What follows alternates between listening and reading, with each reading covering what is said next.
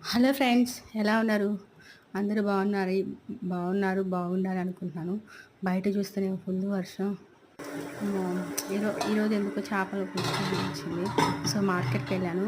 కొరమీను చేపలని తీసుకొచ్చి పులుసు పెట్టుకొని తిందామని చెప్పి మొత్తం ఫస్టు కావాల్సినవన్నీ కోసి కట్ చేసి పెట్టుకున్నాను.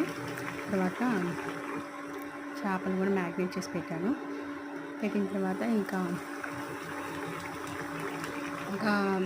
చేపలకి ఏమేమి కావాలో అవి కూడా ప్రిపేర్ చేసుకొని చింతపండు అవి కూడా నానబెట్టుకున్నాను.